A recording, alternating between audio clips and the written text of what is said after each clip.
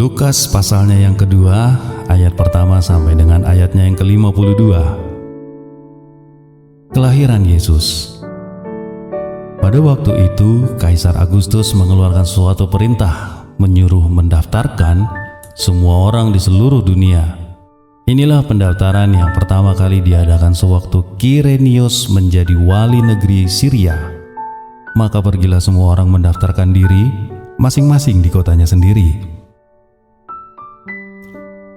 Demikian juga Yusuf pergi ke kota Nazaret di Galilea ke Yudea, ke kota Daud yang bernama Betlehem, karena ia berasal dari kota dan keluarga dan keturunan Daud, supaya didaftarkan bersama-sama dengan Maria ketunangannya yang sedang mengandung.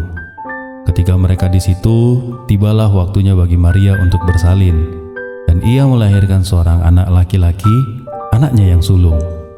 Lalu dibungkusnya dengan lampin dan dibaringkannya di dalam palungan, karena tidak ada tempat bagi mereka di rumah penginapan. Di daerah itu ada gembala-gembala yang tinggal di padang, penjaga kawanan ternak mereka pada waktu malam. Tiba-tiba datanglah seorang malaikat Tuhan di dekat mereka, dan kemudian Tuhan bersinar meliputi mereka dan mereka sangat ketakutan. Lalu kata malaikat itu kepada mereka, "Jangan takut, sebab sesungguhnya aku memberitakan kepadamu kesukaan besar untuk seluruh bangsa. Hari ini telah lahir bagimu juru selamat, yaitu Kristus Tuhan di kota Daud. Dan inilah tandanya bagimu, kamu akan menjumpai seorang bayi dibungkus dengan lampin dan terbaring di dalam palungan." Dan tiba-tiba tampaklah bersama-sama dengan malaikat itu sejumlah besar bala tentara sorga yang memuji Allah, katanya, "Kemuliaan bagi Allah di tempat yang maha tinggi, dan damai sejahtera di bumi di antara manusia yang berkenan kepadanya." Setelah malaikat-malaikat itu meninggalkan mereka dan kembali ke sorga, gembala-gembala itu berkata kepada yang lain, "Marilah kita pergi ke Betlehem untuk melihat apa yang terjadi di sana, seperti yang diberitahukan Tuhan kepada kita."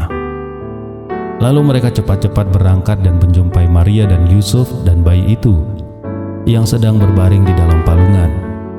Dan ketika mereka melihatnya, mereka memberitahukan apa yang telah dikatakan kepada mereka tentang anak itu. Dan semua orang yang mendengarnya heran tentang apa yang dikatakan gembala-gembala itu kepada mereka. Tetapi Maria menyimpan segala perkara itu di dalam hatinya dan merenungkannya. Maka kembalilah gembala-gembala itu sambil memuji dan memuliakan Allah, karena segala sesuatu yang mereka dengar dan mereka lihat, semuanya sesuai dengan apa yang telah dikatakan kepada mereka. Dan ketika genap 8 hari dan ia harus disunatkan, ia diberi nama Yesus, yaitu nama yang disebut oleh malaikat sebelum ia dikandung ibunya. Dan ketika genap waktunya pentahiran menurut hukum Taurat Musa, mereka membawa dia ke Yerusalem untuk menyerahkannya kepada Tuhan. Seperti ada tertulis dalam hukum Tuhan, semua anak laki-laki sulung harus dikuduskan bagi Allah. Dan untuk mempersembahkan korban menurut apa yang difirmankan dalam hukum Tuhan, yaitu sepasang burung tekukur dan 2 ekor anak burung merpati, adalah di Yerusalem seorang bernama Simeon. Ia seorang yang benar dan saleh menanti-nantikan penghiburan bagi Israel. Roh Kudus ada di atasnya dan kepadanya telah dinyatakan oleh Roh Kudus bahwa ia tidak akan mati sebelum ia melihat Mesias, yaitu dia yang diurapi Tuhan. Ia datang ke bait Allah oleh Roh Kudus karena Yesus ketika anak itu dibawa masuk oleh kedua orang tuanya untuk melakukan kepadanya apa yang ditentukan hukum Taurat. Ia menyambut anak itu dan menatangnya sambil memuji Allah, katanya, "Sekarang Tuhan, biarkanlah hamba-Mu ini pergi dalam damai sejahtera sesuai dengan firman-Mu, sebab mataku telah melihat keselamatan yang daripada-Mu, yang telah Engkau sediakan di hadapan segala bangsa, yaitu terang yang menjadi penyataan bagi bangsa-bangsa lain dan menjadi kemuliaan bagi umat-Mu Israel."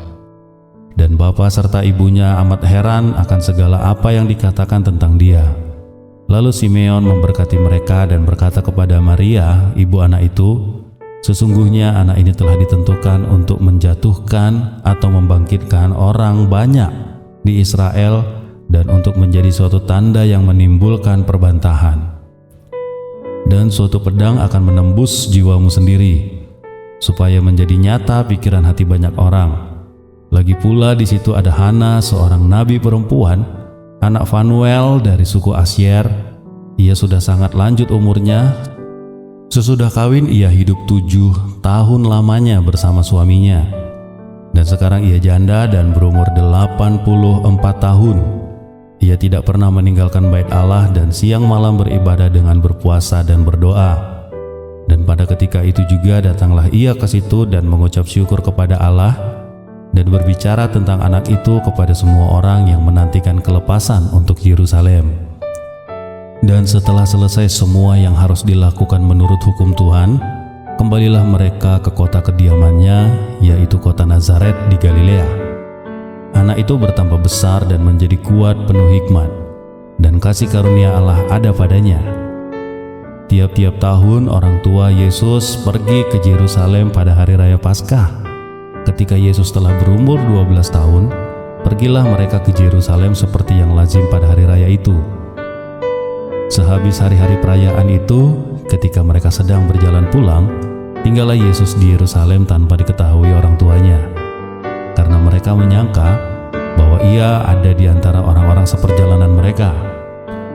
Berjalanlah mereka sehari perjalanan jauhnya, lalu mencari dia di antara kaum keluarga dan kenalan mereka. Karena mereka tidak menemukan dia, kembalilah mereka ke Yerusalem sambil terus mencari dia. Sesudah 3 hari mereka menemukan dia dalam bait Allah. Ia sedang duduk di tengah-tengah alim ulama, sambil mendengarkan mereka dan mengajukan pertanyaan-pertanyaan kepada mereka. Dan semua orang yang mendengar dia sangat heran akan kecerdasannya dan segala jawab yang diberikannya. Dan ketika orang tuanya melihat dia, tercenganglah mereka, lalu kata ibunya kepadanya, "Nak, mengapakah engkau berbuat demikian terhadap kami? Bapamu dan ibumu sangat cemas mencari engkau." Jawabnya kepada mereka, "Mengapa engkau mencari aku? Tidakkah kamu tahu bahwa aku harus berada di dalam rumah Bapakku?" Tetapi mereka tidak mengerti apa yang dikatakannya kepada mereka. Lalu ia pulang bersama-sama mereka ke Nazaret, dan ia tetap hidup dalam asuhan mereka, dan ibunya menyimpan semua perkara itu di dalam hatinya. Dan Yesus makin bertambah besar dan bertambah hikmatnya dan besarnya, dan makin dikasihi oleh Allah dan manusia. Demikian firman Tuhan.